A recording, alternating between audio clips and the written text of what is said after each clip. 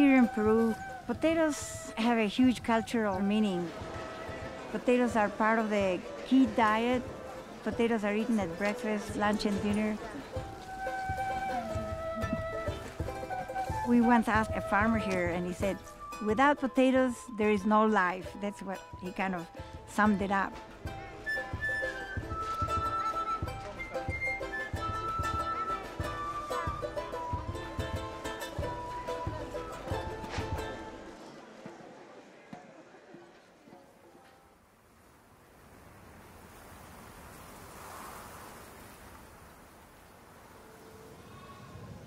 The potato has been part of Andean culture for about 10,000 years. They first cultivated the potato around Lago Titicaca, which is in the border between the southern part of Peru and the northern part of Bolivia. So that is effectively where people started thinking about changing the evolutionary path of potatoes into becoming something that's edible and that's rich in nutrients.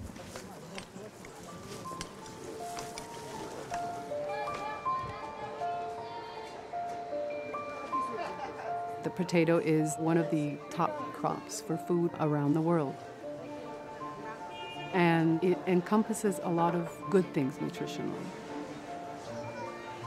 It has good protein, it has good starches, it also has iron and calcium and many other things that people need for their nutrition. And a lot of people's livelihoods depend on it as well. But potato biodiversity is under threat from climate change, from political instability, from urbanization. There are lots of challenges. So here at the International Potato Center, in order to address some of these challenges, we conserve the biodiversity of the potato, and we preserve the genetic resources in test tubes of a lot of the different types of potatoes that are no longer in existence anywhere else.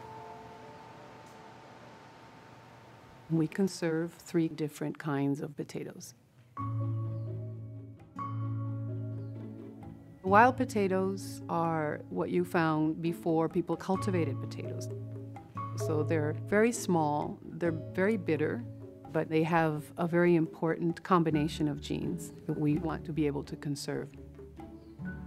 When people started cultivating wild potatoes and picking the best of the best, we arrived at what we define as a native potato, which is a potato that people have used through the years, maybe hundreds of years.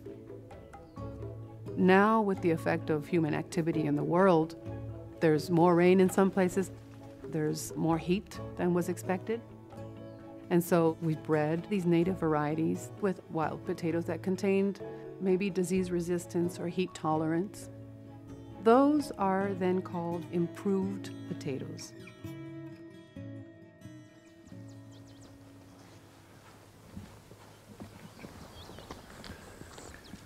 The Andes has always been a very risk-prone environment.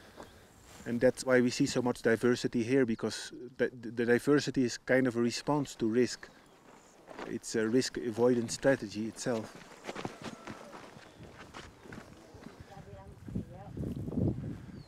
Añancho, don Juan. Añancho, buenos días. ¿Cómo está? Doña Sofía. Y meine yatach kashkanki. So the purpose of today's visit is to monitor the diversity of potato that is maintained by the farmers, not in the gene bank, but in its natural environment. Mi padre me ha dejado como una herencia esta papa nativa. 600 variedades, 600 colores, diferentes pulpas colorados. Este se llama morado piña. Morado piña.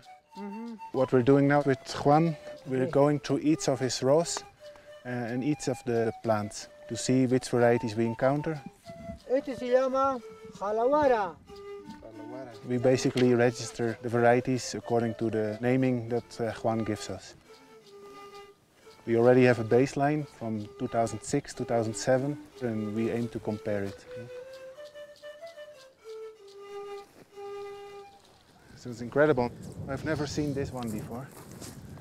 I've been visiting Don Juan's farm for at least a few years. And this one suddenly appeared. Sometimes new things appear, and we don't really know how to explain how they appear or why they appear. Whether it's mutation or whether it's because of sexual crosses, or it's just a very scarce variety, we've never seen it before. But that's why it's so important to come back to these farms, because the evolving part and the dynamic part takes place in the fields.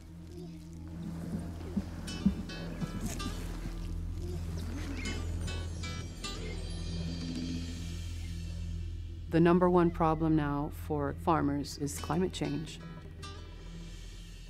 We used to be able to plant potatoes at 4,000 meters above sea level. Now, because it's hotter, the local farmers have had to move up the mountain a little bit more than, say, 20 or 30 or 40 years ago to get that cool temperature, which is the appropriate temperature for growing potatoes.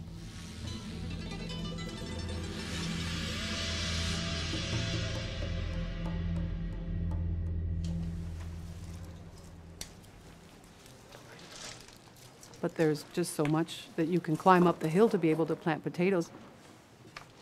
That's why it's very good if you use the improved potatoes that are coming out of the breeding program here at the International Potato Center. A lot of the varieties that we have collected here in the gene bank are very heat tolerant because they were collected in an area that naturally is an environment for that plant to evolve. Okay. Pienso que haya.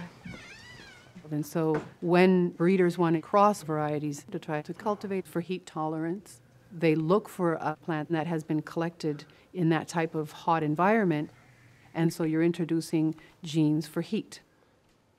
El pistilo para cruzar. Nowadays in Peru, the estimate is that about 1/3 of the total potato area is dedicated to native potatoes, and 2/3 is dedicated to improved varieties. Compared to native potatoes, improved potatoes have higher yields, they have a cheaper price, they're more accessible to urban consumers, and they can adapt to changing climates. So improved potatoes can feed more people.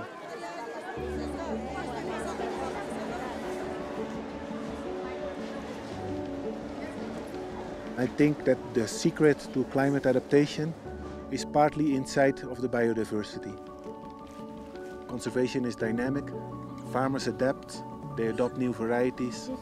Some may get lost, and other varieties that are stronger and better adapted to the new conditions will become more abundant.